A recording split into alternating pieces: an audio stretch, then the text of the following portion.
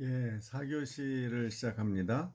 우리가 지난 3교시에는 이 프랑스 혁명의 역사적 과정과 그 배경을 공부했죠. 이제 4교시에는 사상적 배경을 공부하겠습니다. 프랑스 혁명이 왜 일어날 수 있었는가? 프랑스 혁명의 사상의 핵심은 한마디로 말하면 계몽주의라고 해요. 그리고 그것의 정치적인 핵심 원리를 사회계약론이라고 합니다. 이 두 가지를 오늘 우리가 공부하고 가겠습니다. 여러분 이제 이 사상 또는 철학이 굉장히 힘이 없는 것 같잖아요. 그냥 구름 잡는 얘기 같고 그냥 맨날 그냥 추상적인 개념이나 논하고. 그런데 이 철학이 말이죠, 현실에 관여하는 이제 사상을 만들어낸단 말이에요. 예를 들면 이런 사회계약론 같이, 또는 뭐 마르크스의 자본론 같이, 이 자본주의를 어떻게 해석을 해서 어떻게 바꿀 것이냐에 대한 어떤 이론을 제시하면 엄청난 파급 효과가 있는 거예요. 이 세상을 바꿔버립니다. 마르크스가 이제 주장했던 것처럼 포여바 대제라는 데서 이 여태까지 철학은 세상을 해석해 왔는데 이제는 그것을 바꿀 때다. 이제는 세상을 변혁할 때다 하는 것이 바로 철학의 과제다, 이렇게 얘기를 한 것처럼, 철학이 이렇게 잠을 자다가 현실에 대해서 예리하게 분석을 해서 어떤 대안을 제시하면 굉장한 힘이 생기는 겁니다. 그 예가 바로 이 프랑스 혁명의 계몽주의예요. 계몽주의는 1600년대 말 17세기죠. 이 세기라는 건 항상 1을 더해야 돼요. 그러니까 1600년대는 17세기예요. 왜냐하면 0에서 99년까지가 1세기이기 때문에 그래요. 그래서 1900년대가 20세기였고 지금 2000년대가 21세기가 되는 거죠. 그래서 1600년대 말부터 계몽주의가 싹트기 시작했는데 거기에도 역사적 배경이 있어요. 1600년대 전반기를 또 그 전에 더 따지면 1400년대, 그때 1300년대 후반부터 뭐가 있었냐면 유럽에 패스트가 퍼졌어요. 그게 사실 중국에서부터 지금 요즘 코로나19처럼 중국에서부터 이 패스트균이 왔다고 그래요. 뭐 어떤 학자들은 만주 지역에서 이게 발생했는데 쭉, 그래서 그 당시 또 몽골군이 서쪽으로 이제 쳐들어갔잖아요, 유럽으로. 그래서 이 몽골군에 의해서도 계속 감염이 되어 온 거, 서쪽으로 계속 감염돼 간 거죠. 근데 아시아 사람들은 이게 오랫동안 패스트에 노출되어 있었기 때문에 전염병이긴 하지만 그래도 그렇게 많이 죽진 않았는데요. 저항력이 생겨가지고, 그래서 혈청에 뭐 항체가 생긴 거죠. 그런데 이 유럽 사람들은 전혀 모르는 병이었거든요. 그래서 이게 이탈리아의 이 상선들, 이탈리아 사람들 무역을, 동서무역을 하다가 이게 점차로 배를 타고 가니까 쥐에 의해서 그 쥐벼룩이 사람들을 물면은 거기 균이 오는 거잖아요. 그래가지고서 결국 유럽에 감염 퍼져서 유럽 인구의 3분의 1 가까이 죽었어요. 14세기부터 15세기까지. 그런데 그때 교회가 뭐랬냐, 무력하게 신학이나 교회가 힘을 못 썼어요. 왜냐하면 그 당시는 병원균 개념 자체가 없었고, 이 동물 숙주가 이 쥐라는 게 옮긴다는 것도 알지도 못했어요.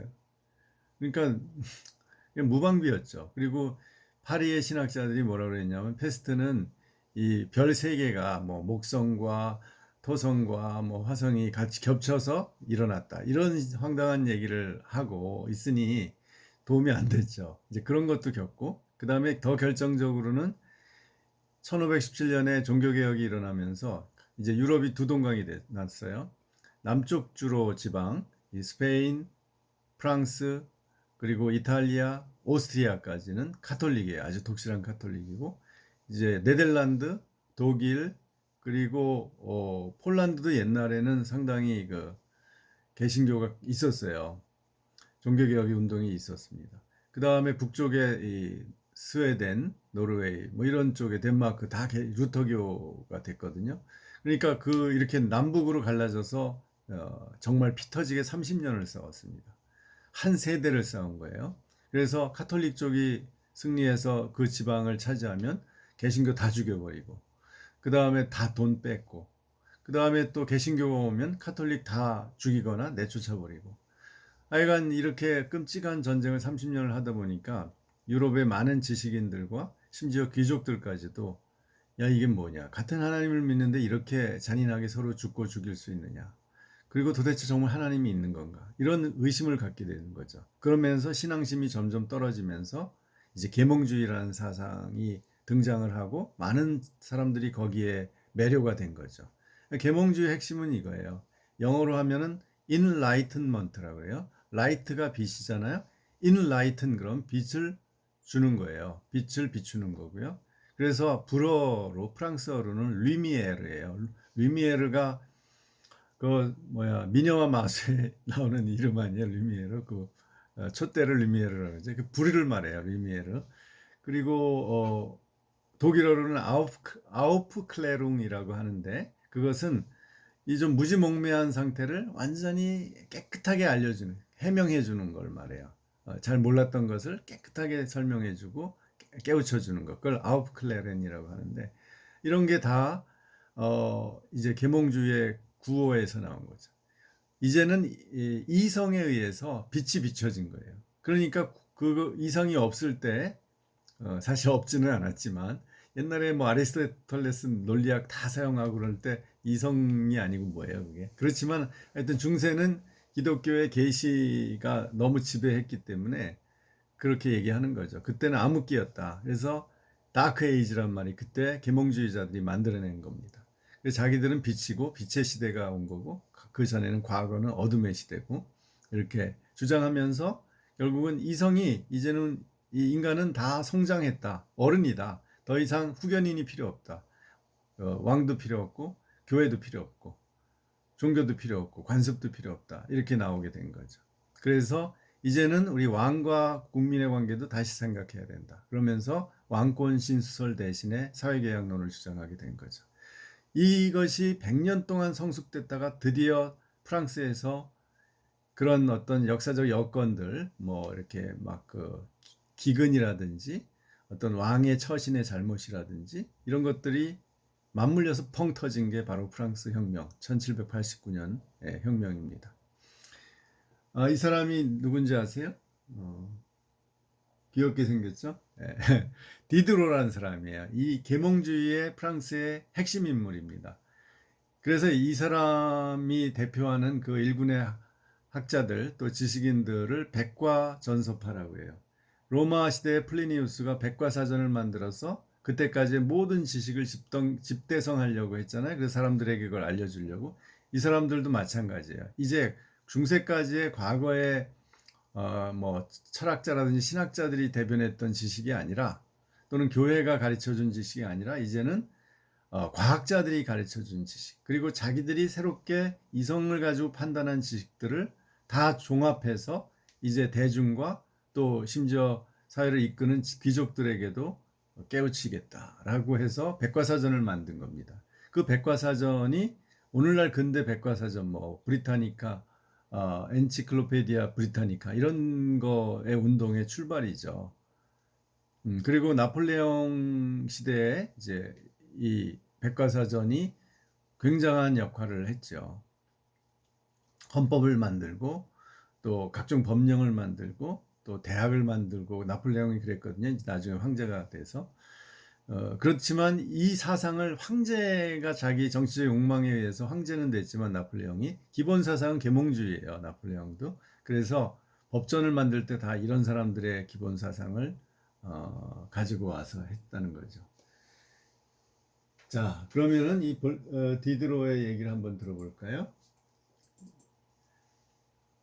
자, 이제 좋은 소식, 기쁜 소식. 제가 이 글자가 이게 거꾸로 보였는데요. 누가 알려줘가지고 그 카메라 여기 설정에 그걸 그냥 있는 그대로 보이기를 없애면은, 없애는 게 아니라 그거를 아웃시키면, 오프하면은 이제 여러분에게 제대로 보이게 된다는 겁니다. 한번 보세요. 자, 여기 단 하나의 미덕은 정의이고, 이 정의는 사회계약론적인 정의입니다. 이제는 더 이상 왕과 귀족이 지배하는 게 정의가 아니라 그들이 다 갖고 국민은 거기에 노예처럼 사는 게 부정이고, 이제는 모든 국민이 권력을 갖고 왕이든지 아니면 대표를 세워서 살아가는 것, 그게 정의이고, 단 하나의 의무는 행복해지는 것. 이건 쾌락주의 에피쿠로스가 생각나죠. 단 하나의 명제는 죽음을 두려워하지 않는 것. 이건 스토아가 생각나죠. 예, 이제는 뭐 죽음 이후에 뭐 영생이라든지 이런 거 두려워할 필요 없다는 거예요. 뭐 지옥이라든지 이런 거 두려워할 필요 없다. 그냥 우린 이 유물론적인 사고, 그냥 이게 이생이 다니까 그냥 죽음은 별거 아니다. 죽으면 끝이다. 그렇지만 그걸 받아들이자. 이렇게 주장을 한 겁니다. 그러니까 과거의 모든 기독교 전통에 대해서 거부하는 거죠. 그러나 모든 계몽주의자가 다 기독교 전통을 거부한 건 아니에요. 뭐 예를 들면 이 계몽주의는 프랑스만 있었던 게 아니고요. 그 조금 앞서서 로크 같은 사람들이 계몽주의자의 아주 제일 1세대에 해당하거든요. 로크는 기독교를 믿었어요. 그렇지만 이제 그 사람도 이성적으로 기독교를 가능하면 이성적으로 이해하려고 했고, 독일의 칸트도 계몽주의자예요. 이제 우리가 보겠지만 칸트도 기독교인이에요. 물론 이제 그 사람은 기적 같은 건 안 믿었죠. 윤리적인 종교, 기독교를 가장 윤리적인 종교라고 생각을 했죠. 그래서 이 칸트가 이런 말을 했어요. 칸트가 계몽이란 무엇인가라는 논문이 있어요. 팜플렛인데 거기에 이렇게 썼습니다. 계몽이란 인간이 스스로 책임져야 할 미성년 상태에서 벗어나는 것이다. 미성년 상태란 다른 사람의 지도 없이 자신의 지성을 이용하지 못하는 상태다. 즉 누가 가르쳐줘야만 자기의 지성을 사용하는 거죠.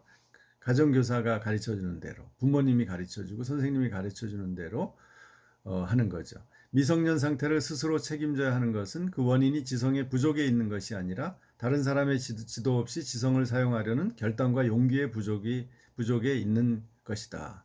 그러므로 과감히 알려고 하라. 사페레 아우데. 너 자신의 지성을 사용할 용기를 가져라. 이것이 계몽의 표다.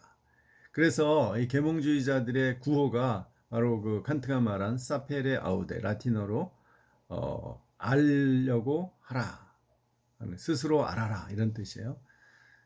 그것이 이제는 더 이상 남의 말을 믿지 말고 네가 이성을 가지고 모든 사실을 파악하고 밝혀내고 결론을 내려라. 그렇게 되면 더 이상 우리는 그 어둠 속에서 헤매지 않고 이제 밝은 빛 속에서 살아가게 될 것이고 인류의 미래는 밝을 것이다. 이게 바로 칸트가 주장했던 계몽주의의 확신이었습니다. 그것이 오늘날까지 적어도 20세기 한 중반까지는 그런 계몽주의적인 확신이 굉장히 강하게 사람들을 지배했던 것 같아요. 지금 칸트가 이제 그래도 기독교인이라는 거는 여기 칸트의 묘비에 이렇게 붙어 있는 청동판에 임마누엘 칸트 있죠? 1724년에서 1804년 살았는데 이 사람도 18세기를 살았는데 여기 나와요.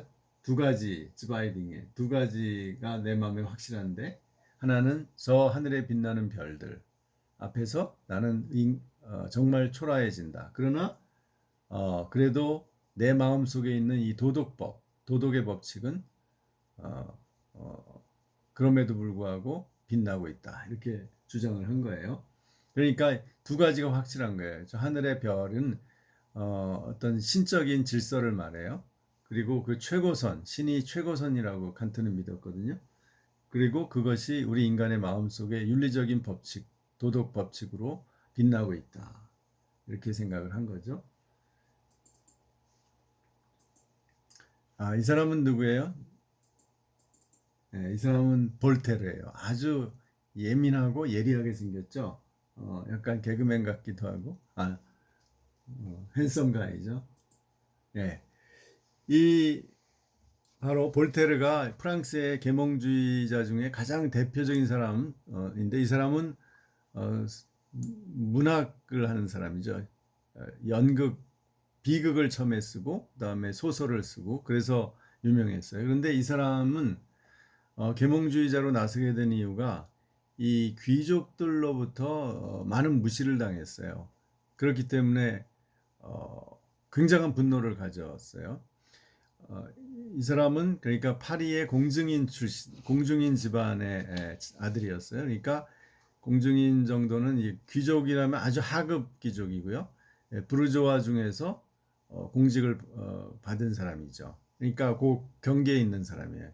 그래서 이 사람은 10살 때 예수회 학교, 그 당시에 그래도 재산이 좀 있고 그런 사람들이 자녀를 예수회 학교에 보내는 거죠. 예수회는 아주 카톨릭에서 가장 그 엄격하고 이제 학문적으로 굉장히 아주 열심히 가르치는 학교들이죠. 그래서 거기서 10살에 들어가서 벌써 두각을 나타냈어요. 우리나라 하면 이제 중고등학교. 그죠? 그리고 12살에 그 자기를 지도하는 신부님이 이 문학살롱에 데려가서 그때부터 이제 문인들과 교류를 하게 됐어요. 근데 그 문인들은 대부분 그때 계몽주의 사상에 물든 사람들이죠. 쾌락주의자거나 무신론자거나. 이제 그렇게 해서 이 자기의 문학적 재능을 키워가다가 이제 슈발리에라는 귀족이 있는데 거기서 만난 사람이죠. 거기에서 자기는 그래도 이렇게 동등하게 좀 대우받을 줄 알았는데 그 귀족이 아니에요. 자기 신분이 자기보다 낫다고 하인들을 시켜서 곤봉으로 막 때렸어요. 때리게 했는데 그때 다른 귀족들이 여태까지 같이 막 대화도 하고 그런 귀족들이 그걸 보고 가만히 있는 거예요. 그래서 너무 분노해서 그 슈발리에라는 귀족한테 결투를 신청했다가 오히려 감히 귀족한테 덤볐다고 바스티유 감옥에 갇혀요. 이제 나중에 바스티유 감옥에 이 그 프랑스 혁명의 첫째 목표가 되지 않습니까? 그래서 그때부터 이 사람은 그 봉건제도, 프랑스의 전제주의, 그래서 왕과 귀족이 모든 것을 마음 또 그 교회가 결탁을 해가지고 마음대로 하는 이런 전제 정치의 환멸을 느꼈어요. 그래서 영국을 보니까 영국은 입헌군 주제라서 훨씬 더 사회가 자유롭고 왕이 함부로 절대 권력을 휘두르지 못하는 체제였어요. 그래서 이 사람이 영국에도 방문해서 로크하고 뉴턴을 엄청 좋아했습니다. 그들로부터 계몽주의와 사회계약론을 배운 거죠. 그래서 이제 자기네 나라 역사를 보니까 그 당시에 그 로마 카톨릭하고 또 개신교가 위그노라고 하는데 개신교 예를 들면 깔뱅도 그 위그노 출신이죠. 프랑스에서 도망해가지고 스위스 제네바에 가서 종교개혁을 했죠. 그래가지고 이 종교 전쟁 때문에 주로 카톨릭이 권력이 있으니까 엄청나게 개신교 신자들을 죽였거든요. 막 예배 보는데 가서 습격해가지고 막 때려 죽이고 이제 그런 거를 이제 고발을 했어요. 이 사람이 글을 써서 이게 이렇게 해서는 안 된다. 그래서 이 사람의 구원은요 반종교는 아니에요. 이 사람은 자기는 신을 믿는다고 얘기해요. 그렇지만 이 사람이 주장한 건 종교적 관용이에요. 어떤 종교를 믿든지 우리가 그것이 사회를 파괴하지 않는 한 우리가 인정해줘야 된다. 그래서 이런 말을 했다 그래요. 종교가 두 개 있을 때는 서로 박터지게 싸우지만 30개가 되면 우리가 이 사회에 종교를 30개를 허용을 하면 서로 싸우지 않고 평화롭게 공존할 것이다. 그래서 그 사람이 쓴 책이 바로 이 관용론이라는 책입니다.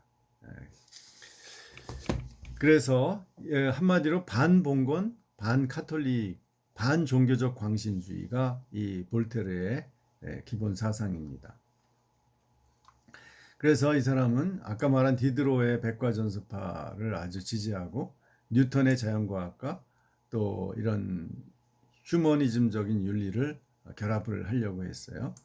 그리고 이 사람도 형식적으로는 카톨릭 신자로 남았고 적어도 이신론적인 즉 신이 창조를 했다는 건 인정하지만 이 세계는 기적이 없고 이 세계의 자연 법칙에 의해서 돌아간다는 그 정도의 신앙은 가졌어요. 그리고 이런 어떤 칸트와 비슷하게 노년에는 자연법, 인간에게 준 자연법이 바로 신이 준 건 법칙이다 이렇게 주장했죠. 자, 그런데 이 사람이 나중에 이 자기를 따르던 어떤 문학 지망생이 있었어요. 그 사람이 바로 장자크 루소인데, 그래서 처음에 루소를 되게 좋게 봤어요. 그러다가 나중에 갈라졌어요.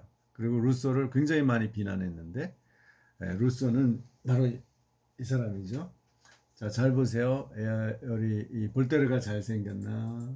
루소가 잘생겼나? 어때요? 루소가 잘생긴 것 같은데 나는. 어, 하여튼 루소는 굉장히 여성들이 좋아했어요. 특히 귀족 부인들이 엄청나게 좋아했어요, 루소를. 그래서 17살 때 가출해서 결국 그 귀족 부인하고 같이 살게 됩니다. 어, 그런데 루소를 이 볼테르가 싫어했는데요. 나중에 왜 싫어했냐면 계몽주의자라는 것은 진보주의자예요. 진보 사상. 그래서 과거에는 무지몽매하고 봉건제도고, 그런데 이제 이성의 시대가 와서 이제는 점점 밝아진다, 이렇게 생각했잖아요. 그런데 루소는 정반대의 생각이에요. 오히려 옛날이 선했다, 인간이. 순수하고 선하고 신이 만든 그 가장 최고의 상태였다. 뭐 그런데 이제 점점 시간이 오면서 인간들이 타락하고 그 더 악해져 가지고서 더 이 사회 조직을 만들면서 그것이 바로 인간을 망가뜨린다라고 이제 주장했거든요. 그게 이제 인간 불평등 기원론이라는 건데, 어, 그거 좀 독특하죠. 그런데 이제 이 루소 배경에는, 루소는 칼빈의 도시인 제네바 출신이거든요. 그래서 인간의 타락의 문제에 대해서 상당히 예민하게 인식을 하고 있었죠. 카톨릭 신자들보다. 그래서 그런지 하여간 정반대 생각을 해서 오히려 이 문명이 타락한 것이다라는 걸 강조했죠. 그것이 볼테르의 마음에 안 드는 거죠. 그 다음에 볼테르는요, 자기가 귀족한테 굉장히 많이 수모를 당하고 그랬기 때문에 열심히 돈을 벌었습니다. 뭐 부동산 투기, 거기다가 뭐 채권, 그 다음에 또 무역 이런 거 해가지고요, 돈을 엄청 벌어서 볼테르가 성도 샀어요. 거기 성에서 이제 노년기를 보냈는데, 어, 어, 볼테르가 죽을 때 프랑스에서 20대 부자에 들었다고 그래요. 그러니까 이 최고 부자인 볼테르와 루소는 진짜 가난하게 얹혀 살다가, 여기저기 얹혀 살다가 하녀하고 결혼하고, 자녀들은 기를 수가 없어서 5명을 다 고아원에 보냈어요. 그런 정말 오갈 데 없는 처지하고 이 세상을 보는 눈이 다르죠. 그러니까 루소가 볼 때는 이 현실이 굉장히, 그 당시는 아직 봉건제도였으니까, 재미있는 것은 루소하고요, 볼테르하고, 어, 볼테르가 선배인데 죽기는 똑같은 해에 죽었어요. 1778년. 그러니까 1789년 그 오기 전에 9년 전에 죽었죠. 그래서 루소를 막 비난했어요. 그 볼테르가 자기 자식, 이거는 가롯 유다다, 계몽주의를 전복시키려는 가롯 유다고, 에미를이라는 책이 유명하잖아요. 그래서 아이들을 아주 그 정서적인 교육을 시키고 애들을 강제로 하면 안 되고, 그런 이상적인 그 교육에 대한, 가정 교육에 대한 책을 쓴 사람이 자기 자식 5을 다 고아원에 보냈다 하면서 막 비난했어요. 그랬더니 루소가 이제 자기 고백록이라는 책이 있는데, 거기에 뭐라고 썼냐면 이렇게 썼어요. 개인의 죄가 실은 한 개인의 책임만이 아니라 사회 전체의 책임임을 깨달아야 한다. 이렇게. 그러니까 내가 이렇게 아이들 버리고 싶어서 버리는 게 아니고 사회 현실이 나를 이렇게 만들었다. 너는 잘 먹고 잘 사니까 그렇게 나를 비난할 수 있겠지만 현실은 그렇지 않다. 그러니까 루소가 더 그런 삶의 실존적 차원에서 더 사회주의에 가까운 거죠. 밑바닥 삶을 살아봤기 때문에. 루소는 왜 그렇게 힘들게 살았냐? 루소도 정말 볼테르 못지않게 천재적인 사람이죠.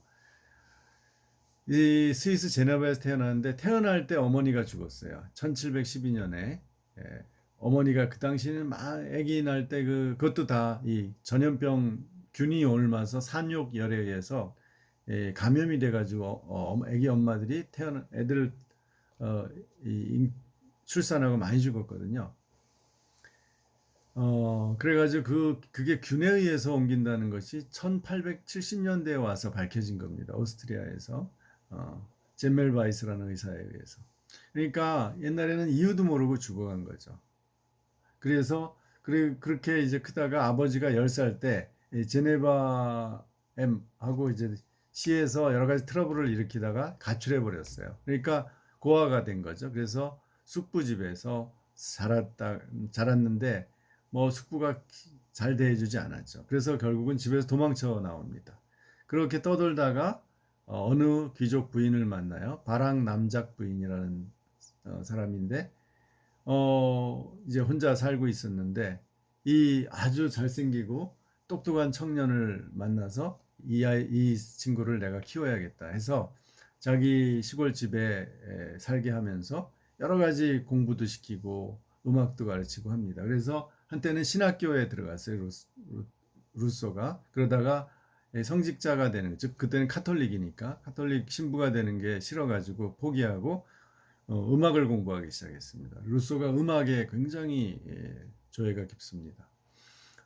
그래서 이제 자기가 독립해서 로잔이라는 스위스 도시에 가서 음악을 가르치고 그런 사람으로 음악 가정교사 이런 걸로 생활을 하다가 결국은 그것도 여의치 않아서 다시 바람 부인한테 돌아와서 동거를 합니다. 8년 동안.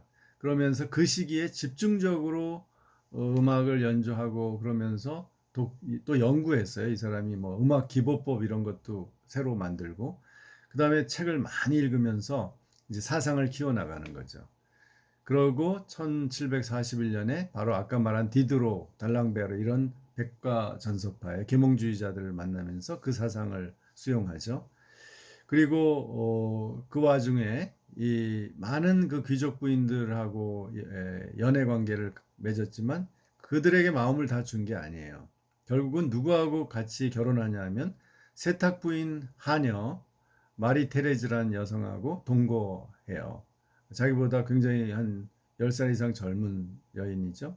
그러다가 결혼합니다. 그리고 같이 사는데 뭐 아주 경제적으로 어렵게 사는 거죠. 그리고 태어난 5명의 아들을 다 고아원에 보내요. 이게 많은 사람들에게 이제 루소가 비판받고 비난받는 이유가 되는 거죠. 그러다가 이 루소가 드디어 사상가, 철학자로 뜨게 된 계기가 1754년에 디종이라는 그 도시가 있어요. 그 이제 그 프랑스의 파리에서 아래로 내려가다 보면 디종에 여러분 어, 잼프라고 그러는데 그 소스 이런 게 유명한데요. 그 학술원에서 디종시의 학술원에서 인간의 불평등이 어디서 왔냐라는 이 논제를 주고 논문을 모았어요. 그때 이 사람이 인간 불평등 기원론이라는 책을 씁니다. 그래가지고 그게 1등 먹어요. 이게 바로 인간 불평등 기원론. 인간이 원래 선했는데 왜 이렇게 그리고 평등했는데 이렇게 이런 차별과 봉건제도가 생겼나 이런 걸 씁니다. 자, 그래서 이게 당선돼 가지고 아주 일약 스타가 되는 거죠. 그래서 이제 학자의 그 당시 사상가의 어떤 반열에 올랐어요. 그리고 마침내 1762년에 한 8년 후에 사회계약론. 이거는 이제 에밀이라고 아이들 교육에 대해 쓴 건데 이 책이 정말 그 당시에 많은 사람에게 영향을 줘서 칸트가 아까 말한 칸트가 워낙 시간을 잘 지키는 사람인데 산책 시간을 딱 한 번 일생에 어겼대요. 그게 바로 이 에밀을 읽고 감동받아서 눈물을 흘리면서 읽다가 자기 산책 시간을 딱 잊어버린 거 한 번이라고 합니다. 그 정도로 감동을 준 책이에요. 여태 그 당시에 권위적이고 억압적인 교육의 시대에 아이들 때리지 말고 애들의 감정을 잘 이렇게 이해해주고 이렇게 설득하고 경험을 쌓게 하고 뭐 이런 거 이런 어떤 교육을 주장했으니 정말 시대를 앞서간 거죠. 그래서 에밀이 많은 사람 대중에게 큰 인기를 끌었죠. 그리고 이 사람의 대표작은 바로 이 책입니다. 꽁트라 소시알이라서 소셜 컨트랙트, 사회 계약이라는 책입니다. 여기서 사회 계약론에 근거한 국민 주권 이론을 제시했고, 이것이 나중에 프랑스 혁명 때 아주 그 혁명의 기본 논리, 특히 로베스피에르가 루소를 엄청나게 존경을 했습니다. 그래서 루소의 이제 일반 의지라는 게 나오는데요. 아주 유명합니다. 볼롱테 제네랄 해서 제네랄 윌이죠. 이것은 뭐냐 하면 이제 국가의 주권을 누가 가져야 되느냐. 그것은 국민의 일반 의지가 가져야 된다는 거예요. 그리고 일반 의지라는 게 뭐냐 하면 그냥 다수의 의지냐? 그것만은 아니에요. 다수의 의지도 있지만 그것이 선이라는 어떤 공동선을 충족시켜야 되는 거예요. 그래서 일반 의지라는 것은 국민 개개인이 이 전체적인 선의 의지인 집합적 의지와 일치하면서도 자유롭게 스스로 그것을 동의하는 그런 자기 개인의 의지가 결합되는 거예요. 그래서 그것을 추구하는 의지이다 이거예요. 그러니까 공동의 이익과 사적의 이익이 서로 갈등이 많이 되잖아요. 그런데 그것이 조절을 해서 하나가 되는 그런 의지를 말합니다. 그러니까 이게 쉬운 건 아니에요. 그러니까 다수가 우리가 지금 대의민주주의는 다수만 얻으면 무조건 그게 법이 되고 권력을 주고 그러잖아요. 그런데 항상 다수가 그럼 과연 공동선을 이루느냐? 그거는 아닐 수도 있어요. 대체로 다수의 의견이 공동선에 가깝겠지만 아닌 경우도 있습니다. 어떤 경우가 있죠? 다수의 의견? 뭐 예를 들면 우리가 일본 얘기를 하면 일본이 독도를 자기네 땅 다케시마라고 주장하는 거는 역사적으로 볼 때 그거는 또 지리적으로 볼 때도 사실 독도는 울릉도에 속한 화산도잖아요. 그리고 일본으로부터는 상당히 떨어져 있잖아요. 그리고 역사적으로도 대마도는 일본 사람들이 살았고 우리가 조선시대에 좀 이렇게 정벌을 했지만 대마도를 일본 사람들이 오랫동안 살아왔는데 우리 땅이라고 주장하는 게 좀 무리가 있잖아요. 그런데 우리가 여기서 투표를 해서 다수를 얻었어요. 대마도 우리 땅, 독도도 우리 땅. 그러면 좀 우리 한국 사람들이 무리한 주장을 하는 거죠. 일본 사람들은 대마도를 자기네 땅이라고 당연히 생각하고 뭐 우리가 그렇게 시비 걸지 않잖아요. 그런데 울릉도에 속해 있는 이 독도를 자기네 땅이라고 우기는 거예요. 그것도 자기네가 19세기 말에 19세기 말 그때 이제 우리나라를 이렇게 점령 해가면서 자기네가 그런 지방 정부에서 그렇게 규정을 해버린 거거든요. 다케시마를 자기네 땅이라고 주장하기 시작한 거거든요. 그 전에는 그 사람들이 다 한국 땅이라고 인정했거든요. 이제 이런 이런 것이 일본에서는 다수 의견이에요. 만약에 다케시마를 한국 땅이라고 주장하면 일본에서 진짜 눈총 맞아 죽습니다. 그 미친 사람 취급당하고 매국노 취급당해요. 그렇지만 그게 공동선은 아니잖아요. 그러니까 이런 생각, 이런 어떤 제국주의적이고 그런 생각들, 다수의 의견을 얻었지만 그러나 옳지 않은 것, 그런 건 바로 일반 의지는 아니에요. 아시겠죠? 루소는 옳으면서도 다수가 그것을 받아들일 수 있는 그런 의지, 그걸 가지고 국가의 주권을 세워야 된다. 굉장히 한편으로 이상적이고 한편으로는 되게 사회계약론, 우리 국민과 어떤 주권자가 지배자나 국가의 대표가 계약 관계를 맺는다. 우리가 투표해서 대통령 세우는 거 아닙니까? 그래서 계약이 5년, 우리 한국 경우 5년 끝나면 물러나야 되는 거죠. 천하가 없어도 물러나야 됩니다. 그런 게 계약이거든요. 그런데 이제 왕권 신수설자들은 왕이 하늘로부터 받았기 때문에 절대 안 내놓겠다. 그리고 대대손손 우리가 해먹겠다. 이제 그 싸움에서 결국 프랑스 혁명에 의해서 그 왕권 신수설이 끝장이 난 거죠. 예, 그럼 오늘 여기까지 하겠습니다. 제가 좀 흥분한 것 같은데, 그럼 다음 주에 만나요.